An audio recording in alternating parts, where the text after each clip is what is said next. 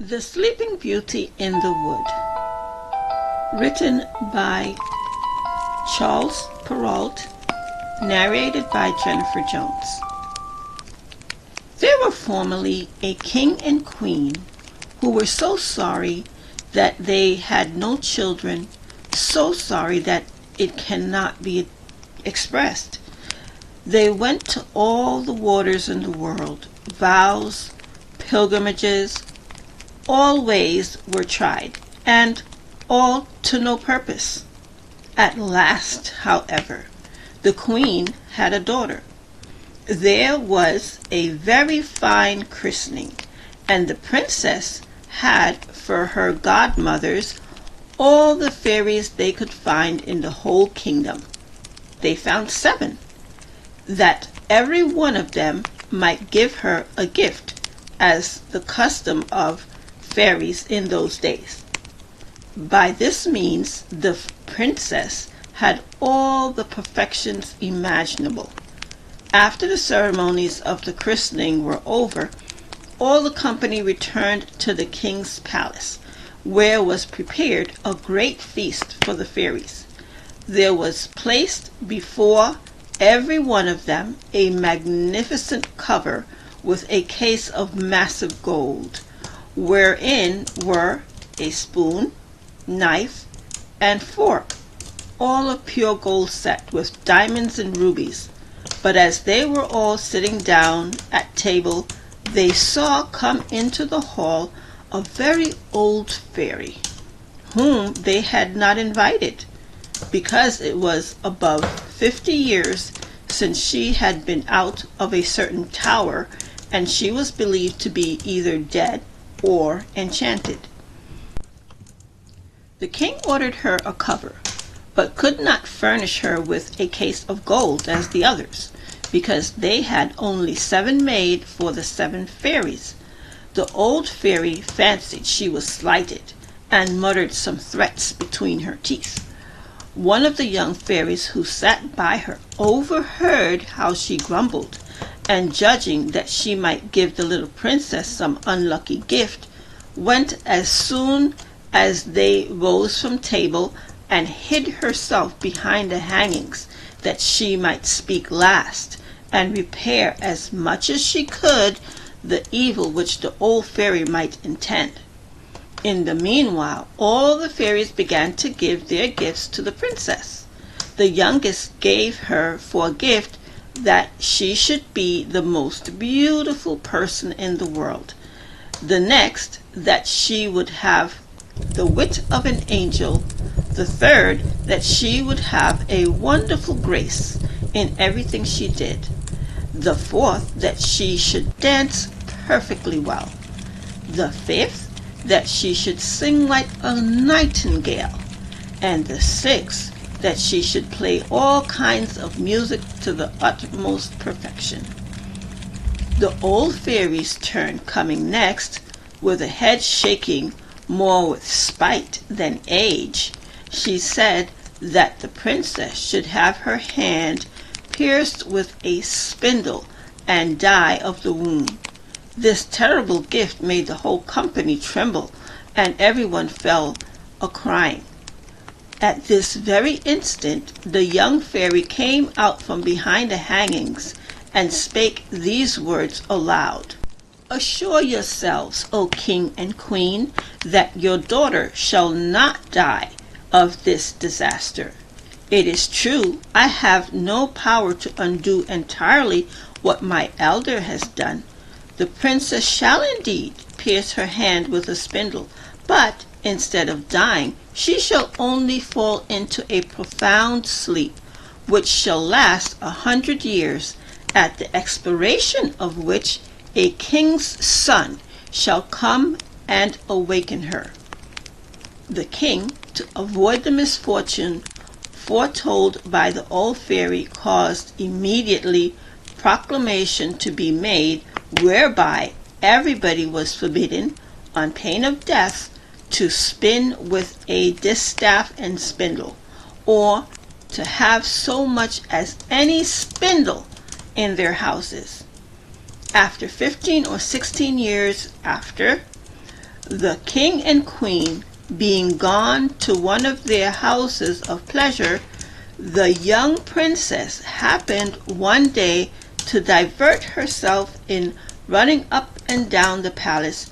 When going up from one apartment to another, she came into a little room on top of the tower, where a good old woman alone was spinning with her spindle.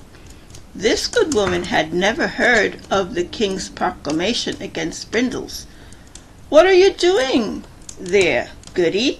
said the princess. "I am spinning, my pretty child," said the old woman, who did not know who she was. "Ha," said the princess, "this is very pretty. How do you do it? Give it to me, that I may see if I can do so." She had no sooner taken it into her hand than, whether being very hasty at it, somewhat unhandy, or that the decree of the fairy had so ordained it, it ran into her hand and she fell down in a swoon. The good old woman, not knowing very well what to do in this affair, cried out for help. The people came in from every quarter in great numbers. They threw water upon the princess's face, unlaced her, struck her on the palms of her hands, and rubbed her temples with Hungary water. But nothing would bring her to herself.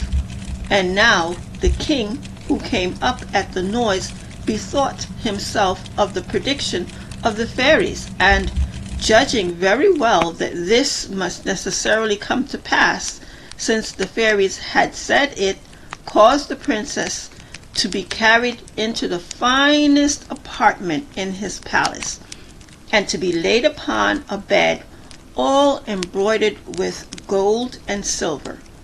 One would have taken her for a little angel, she was so very beautiful, for her swooning away had not diminished one bit of her complexion.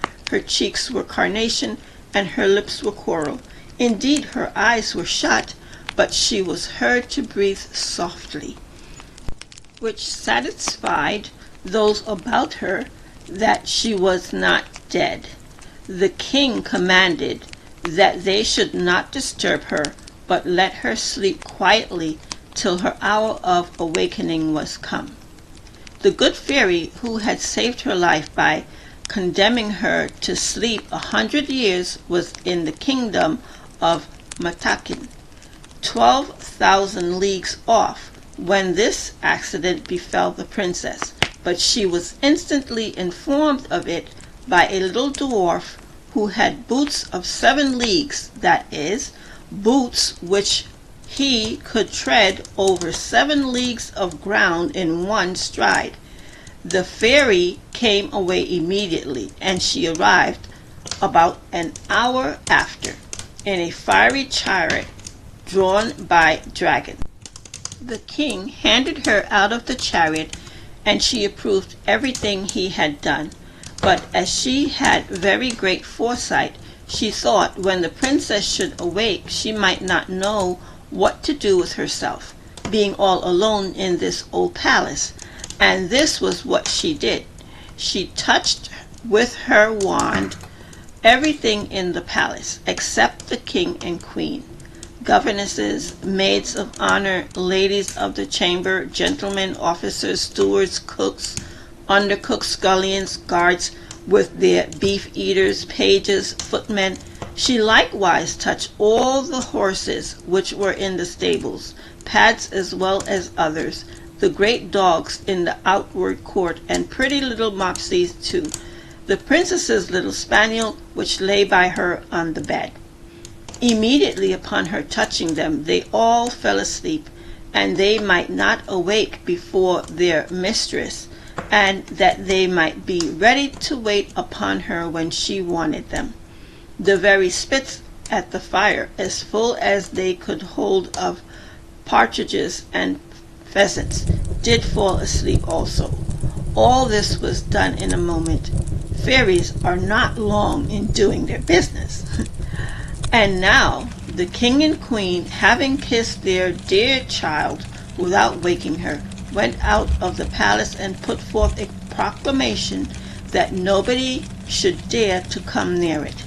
This, however, was not necessary, for in a quarter of an hour's time there grew up all around about the park such a vast number of trees, great and small, bushes and brambles, twining one within another, that neither man nor beast could pass through, so that nothing could be seen but the very top of the towers of the palace, and that too not unless it was a good way off.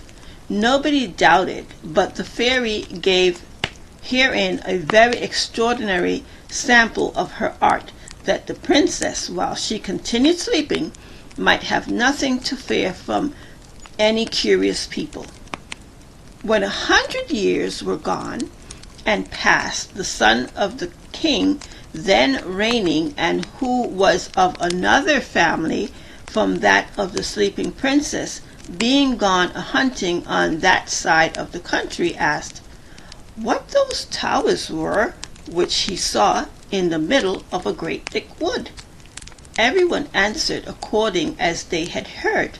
Some said, that was a ruinous old castle haunted by spirits. Others, that all the sorcerers and witches of the country kept their Sabbath or night's meeting.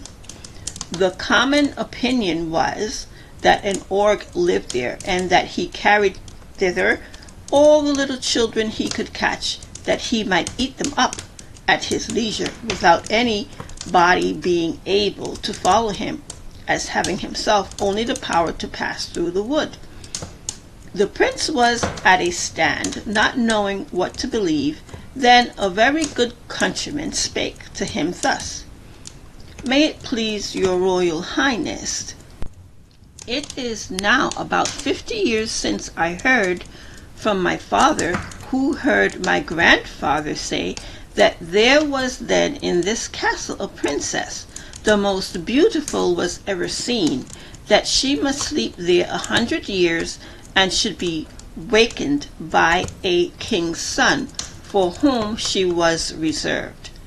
The young prince was all on fire at these words, believing, without weighing the matter, that he could put an end to this rare adventure, and pushed on by love and honor, resolved that moment to look into it. Scarce had he advanced toward the wood when all the great trees, the bushes and brambles gave way of themselves to let him pass through.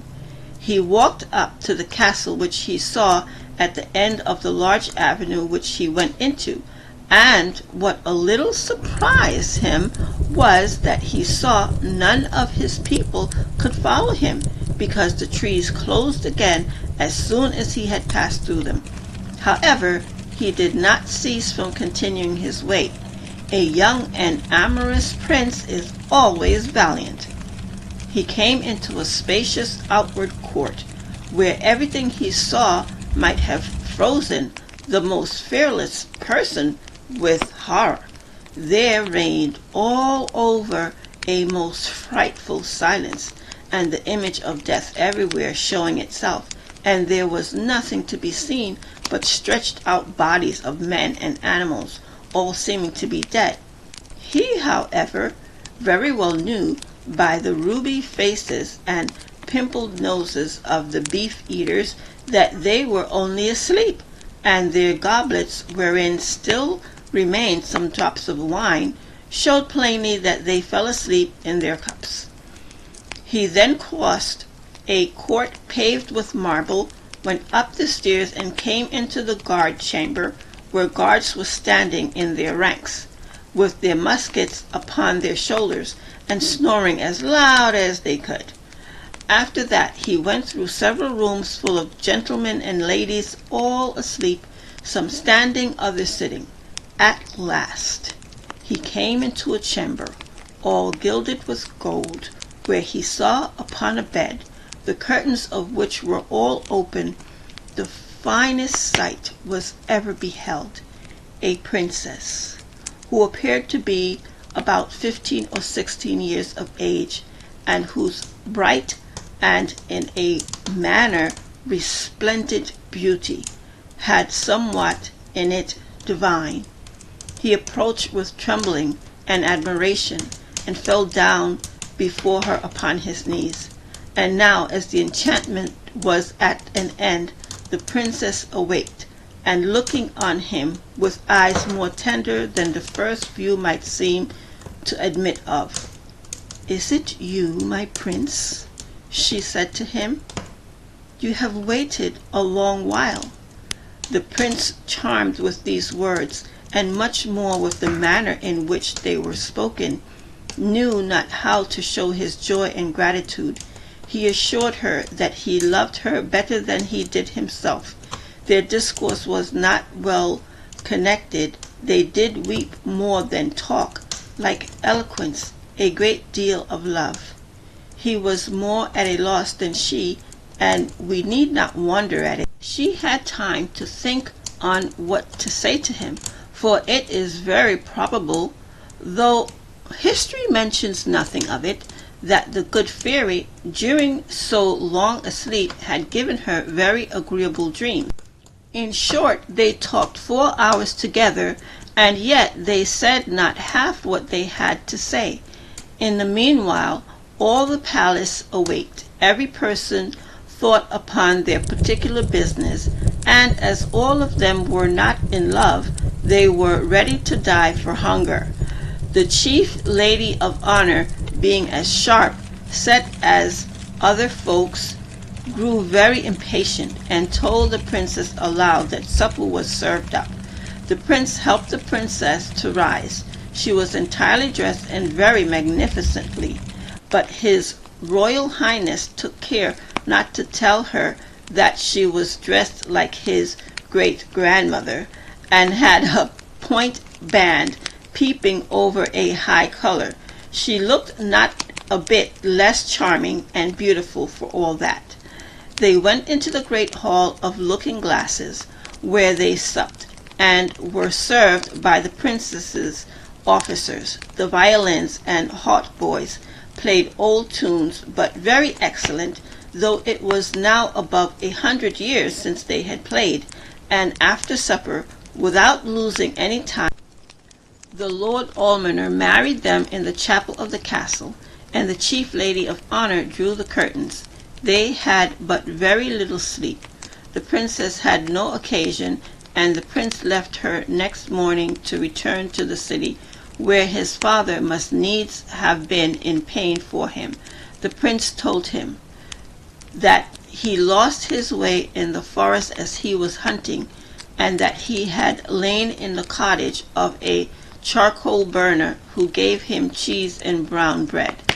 The king, his father, who was a good man, believed him, but his mother could not be persuaded it was true, and seeing that he went almost every day a hunting, and that he always had some excuse ready for so doing, though he had lain out 3 or 4 nights together, she began to suspect that he was married, for he lived with the princess above 2 whole years, and had by her 2 children, the eldest of which, who was a daughter, was named Morning, and the youngest, who was a son, they called Day, because he was a great deal handsomer and more beautiful than his sister.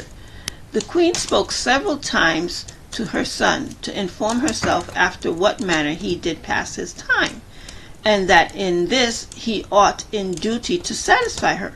But he never dared to trust her with his secret.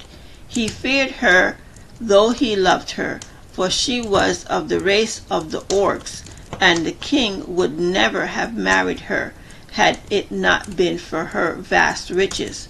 It was even whispered about the court that she had Orcish inclinations, and that whenever she saw little children passing by, she had all the difficulty in the world to avoid falling upon them, and so the prince would never tell her one word. But when the king was dead, which happened about 2 years afterward, and he saw himself lord and master, he openly declared his marriage, and he went in great ceremony to conduct his queen to the palace. They made a magnificent entry into the capital city, she riding between her two children. Soon after, the king went to war with the Emperor Contalabat, his neighbor. He left the government of the kingdom to the queen, his mother, and earnestly recommended to her care his wife and children.